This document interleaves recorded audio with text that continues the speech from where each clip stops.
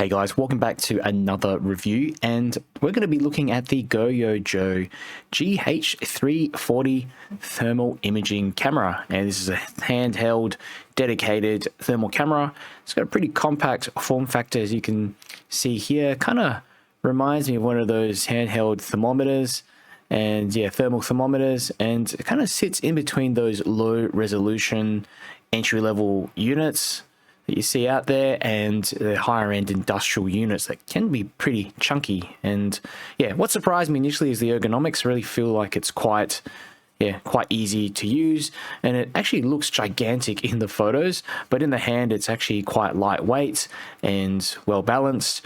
Buttons are pretty much exactly where you expect them. You've got this trigger here on the back to take photos, and yeah, the handle shape, like I said, just feels a little similar to me holding one of those infrared spot thermometers.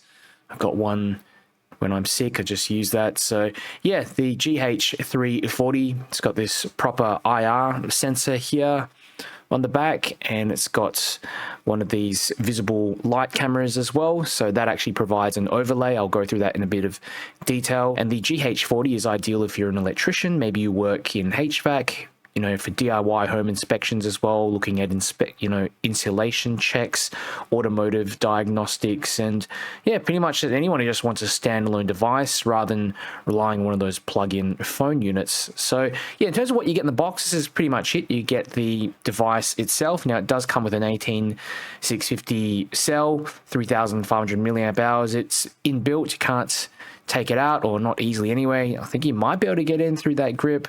I'm not sure, you'd have to take it off, but yeah, they've designed it so that you can't take it apart, which is pretty standard for a lot of these standalone cameras. You do get a USB-C charging cable as well, and a lanyard, and of course an instruction manual too. But I didn't really have to read the instruction manual. It was pretty simple to use, and I really like how the battery has decent runtime. You know, you've got 8+ hours of continuous use, probably more if you lower the screen brightness. I've got it on at 100% at the moment. So in terms of the overall construction, you can see the GH40 is made of plastic. It's got a rubberized grip section here on the front, same with the buttons, again rubberized.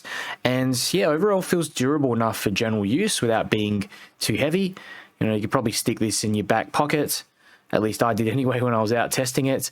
And it's IP54 rated, so it can handle dust and rain. And it's also 2 meter drop tested, which is quite impressive. And the screen here is a large 2.8 inch display, 240 by 320 pixels, and yeah, decent brightness, especially outdoors. And I actually lower this down to about 10-20% at nighttime because it's just too bright.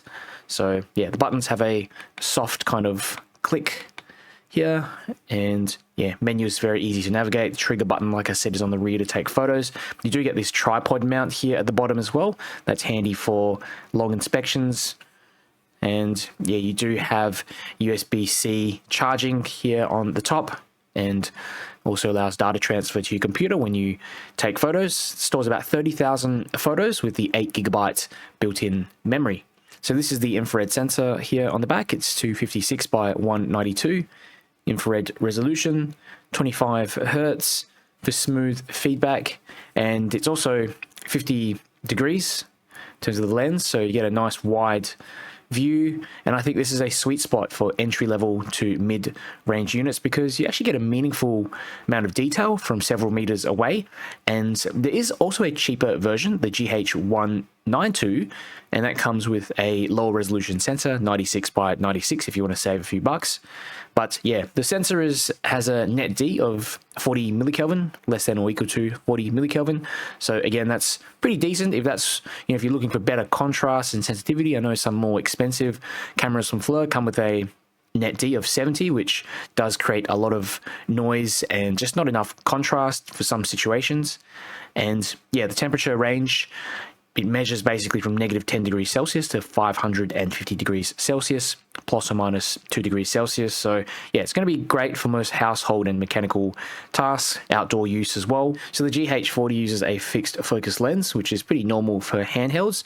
But one thing to keep in mind, later you'll see in the demonstration as well, is that actually long range, this thing is pretty impressive. I think this is really good for medium to long range use. Probably not the best for macro tasks. So if you're working with PCBs, it is quite blurry if you're using it very, very close, maybe like 5 to 20 centimeters up close to see individual components. But yeah, it's not really built for that. There is a built-in visible light camera, like I said before, for fusion mode, create some edges around objects to help you identify them.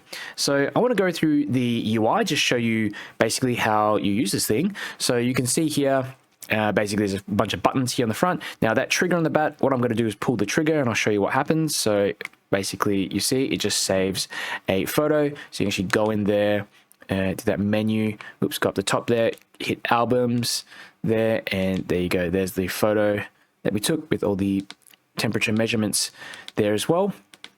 Okay, now if you hit this up button here, you get the overlays. Okay, so as you can see here, and yeah, it just creates this kind of overlay over the top of your bits and pieces on the table. And it's kind of funny, sometimes it's accurate, sometimes it's not. So yeah, I wish there was a way to kind of calibrate it. You know, that's your visible light camera there. If you want to, I guess if you're doing inspections and you want to take a photo as well to prove that that's the particular object that you're measuring. So that's pretty cool. Now, if you press the downward arrow, this cycles through the different pseudo color palettes. So that's your rainbow mode. I don't really use this one. It's quite a, yeah, I don't know. It's I suppose it's quite a specialty use case. White, hot. Okay, so yeah, anything kind of hot will appear white. You've got this hotspot mode. Now this mode's really cool because you can set it. If you go into the settings, you can actually go into the particular palette, and let's have a look here. So if you go to color alarms here and then basically set a certain temperature. So if you want anything above a certain temperature to appear in red, you can set it. So that's like 40 degrees Celsius. So I'll set that. Let's go back again, and there you go. It's kind of gone back to that kind of normal mode. But you can see here when I'm pointing it to my computer, that part of my computer is actually measuring fairly hot. So it will highlight that area that appears above 40 degrees. So that's 42.7. Kind of difficult to see. It won't really do it to my hand as well, because yeah, I'll be like 30 something degrees. But yeah, that's cool. Just helps you identify hotspots a bit better. And yeah, so if you're looking at anything above a certain temperature, it's quite handy to have. There's this black hot setting as well. So anything darker is basically hotter. There's a red heat, and there's a fusion mode here. So this is interesting. I don't know exactly how this is put together, whether it's using like the camera at the same time. I'm assuming it's using the camera at the same time as the thermal, but it does make everything appear a lot more exaggerated. So any kind of thermal objects will appear brighter. So yeah, I don't really use that too often. I just use this one here. So the iron red mode, and then the white hot and the black hot mode, I find they're the kind of best ones in my opinion. Well, that most people are going to be using anyhow. So yeah, that's your menu button and that's your return button. So if we go into the menu, I'll show you a few other things around here as well. So that's the whole menu essentially. So you can go into albums up the top here. You can see photos that you've taken. It groups it by date, and there's also an ability to select emissivity and distance, which is really important. This allows you to really get accurate readings, because each object that you're going to be measuring will have a different emissivity value. And yeah, so I end up just putting it onto the custom setting, and then here you can manually adjust the emissivity. And I do use GPT to kind of help me to determine the emissivity value to use with different types of objects. But there are a few, common examples here. If you don't want to search that up yourself, there's also distance, which is important to set properly as well. That's going to also influence the accuracy of your temperature measurements. And you can see here the different color palettes that I demonstrated before, and of course the color alarm setting that relates to one of those color palettes, where you can set the hotspots so that only any objects above that certain temperature will show up in red to help you locate them faster. And there's a display settings option here as well, so you can go through and deselect some of these options. So at the moment, if we go back to the main display, you can see the temperature for the main white crosshair in the center. There's a couple of crosshairs jumping around, like the blue and the red, so that relates to the minimum and max. So you can turn off all these little bits of auxiliary, well, I don't know if they're auxiliary information, but bits of information. You can deselect those. I've only deselected the brand watermark just to make it look a bit cleaner. So temperature alarms here, you can enable it if you want the device to make a sound when whatever you're measuring reaches a certain temperature. So you can go in and set that. Again, temperature range, so you can set this if you're measuring high thermal objects, so high temperature objects, so 100 degrees Celsius to 550 here. I end up just leaving it on that one because I don't really measure anything that high. Can also just pop it onto auto if you want, and it will set change automatically. So in the settings section here, you can see there's a ability to turn on file transfer. So when you're connecting it to your computer, make sure you switch that on so you can access the memory. Temperature units, you can change from Fahrenheit as well to Celsius. You've got the brightness, you can lower that down. If you want language here, there's a few different languages that you can select, date and time that you can select. This one here is auto power off, so I just set that to 10 minutes.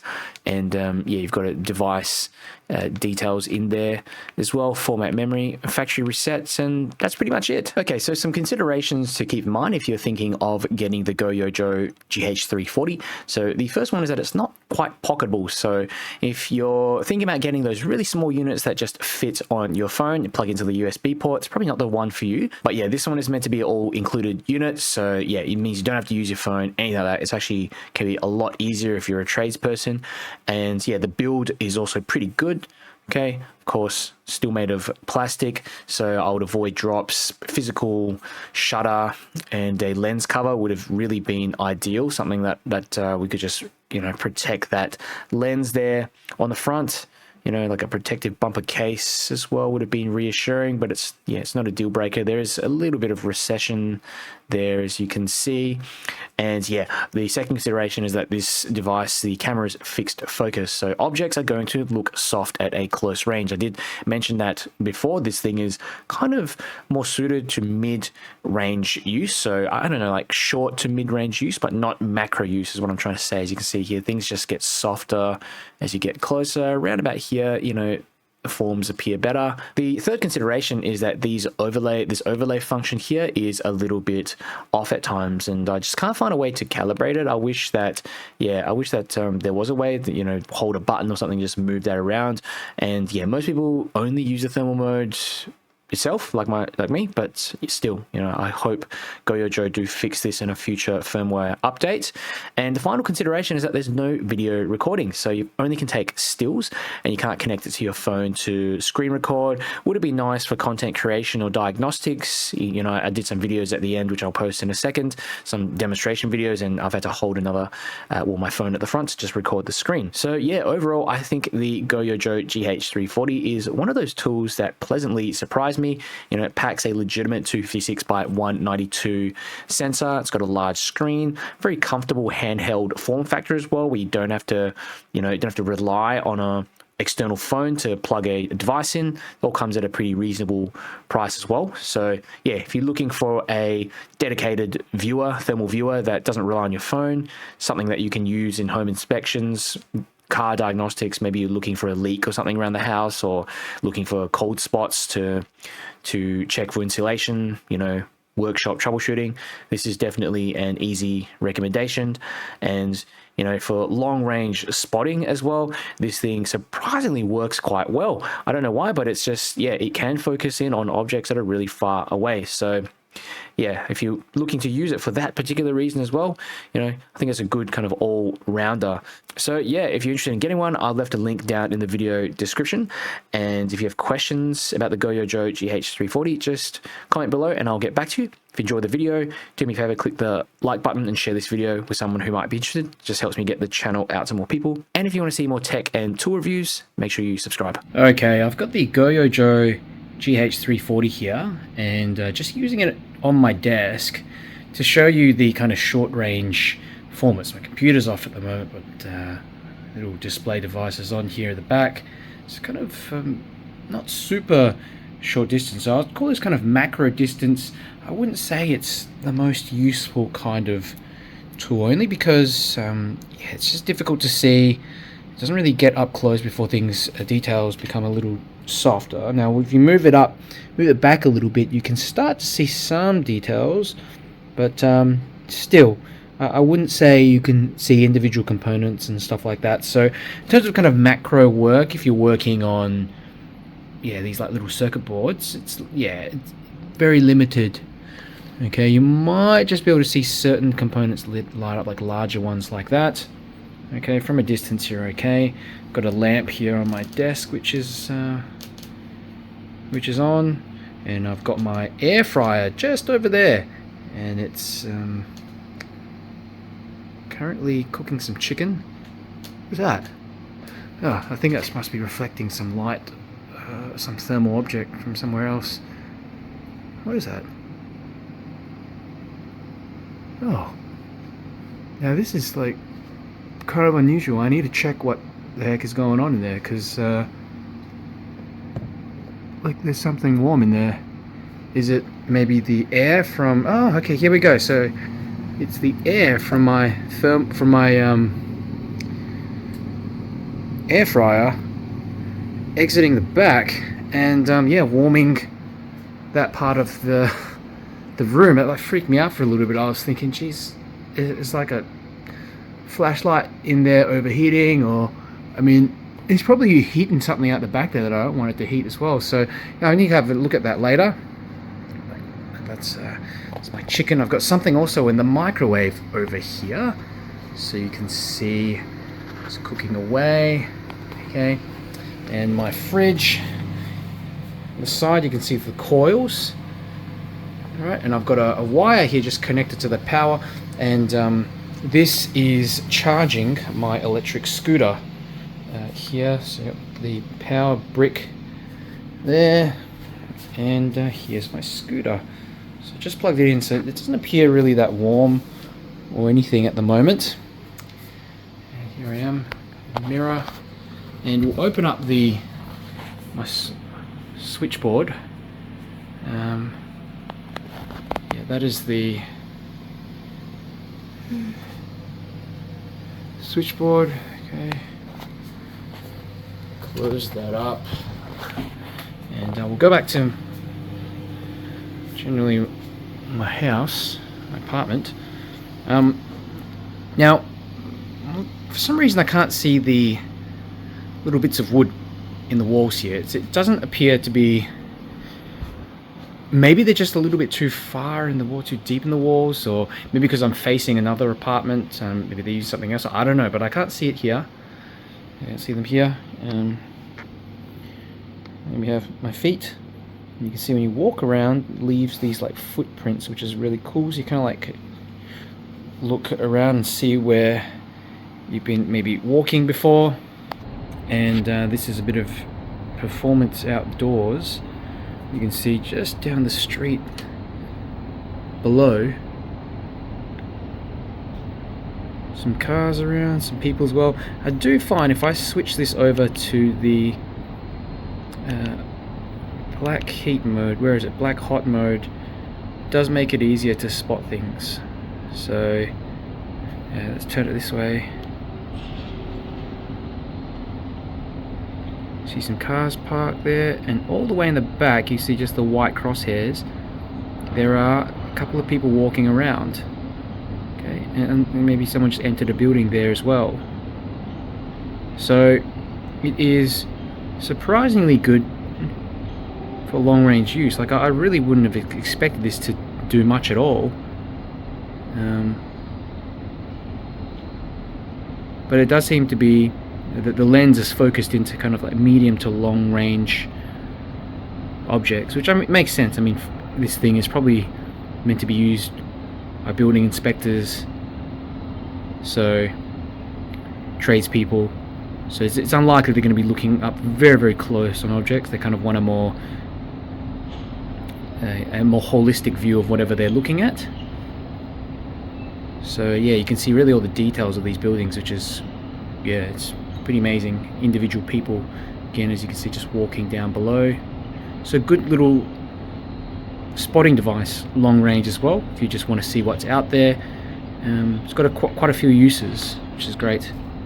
Alright, I'm out here with the GOYOJO GH340, and I've kind of got the screen turned a bit sideways so you can see a bit of a landscape sort of scenario, and you can see like the cars up ahead, and it's kind of like a mid-range to long-range sort of shot. And you can turn on the, you can see the kind of outlines here. Again, they don't really overlap, you know, according to where they should, so I'm not going to really use that.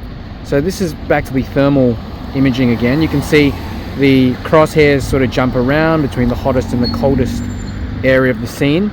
If I turn it this way, you can, this is how it's really meant to be used.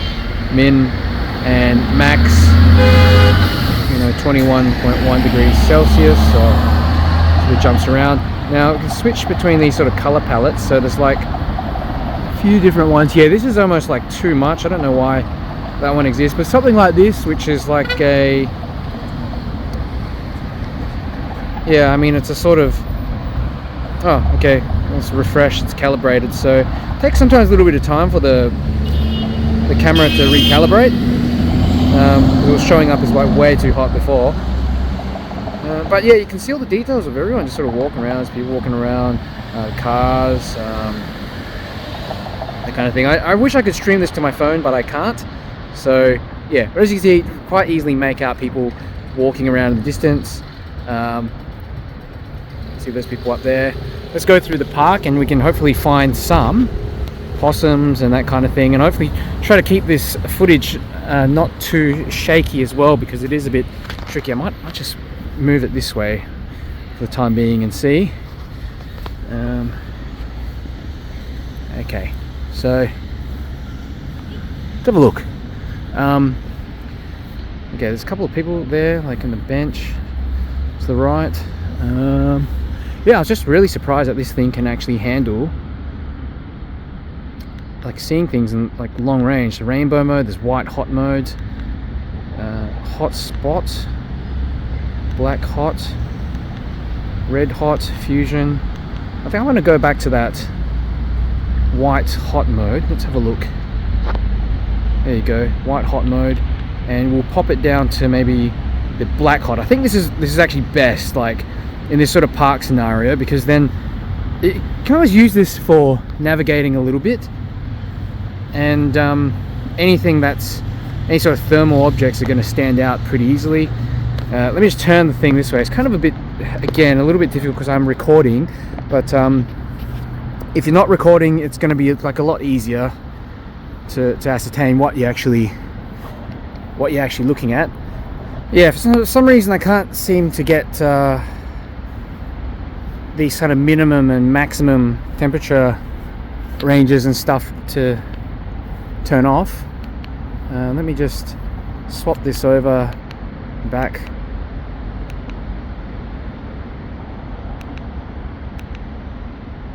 Okay, back to the black hot mode now, and let's have a look. Normally I'll spot some possums and bits and pieces here. I think there's something up ahead here. What's that? It's like a mouse. There we go. There's actually a few mice around here. The screen is 240 by 320 resolution. There's no upscaling. Like algorithm in place. Some mice here.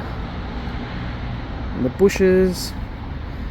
Now we do get some like possums as well, so I'm going to walk around and let's see if we can spot one. I think that's one there. There we go. Up in that tree. It's pretty dark around here, but yeah, hopefully this will be a decent little indication on how this thing performs outside, because it is difficult to hold this thing properly at the same time while recording. So there we go, there's a possum. Very easily able to spot it.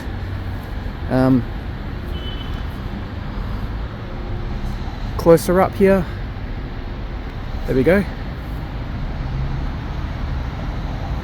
And the person behind as well. It's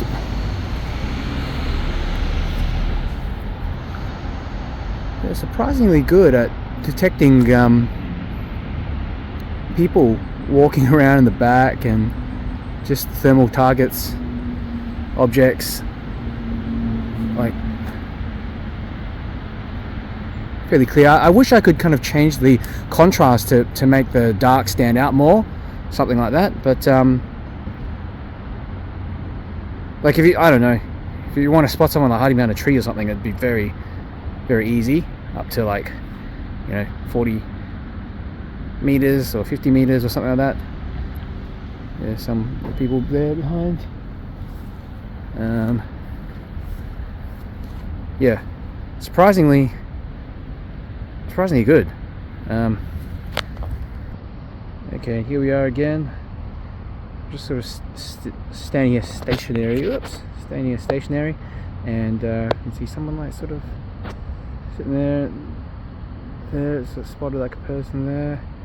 People in the back walking around. There's the person here to the right. A couple of people there. One dude on the bench. So yeah, but obviously, like looking up into the trees, it's quite easy to spot like some thermal targets. There could be some possums up in the tree. Someone over there. And these statues as well, they hold a bit of heat during the night because they're made of stone. Now if I swap this over to some of the other color palettes, I do find some of them are better than others. So this one is like a red color palette fusion, which honestly this is like just too overpowering. I think maybe you could use it indoors when you want it really exaggerated, but yeah, that's your red, iron red mode, classic iron red mode.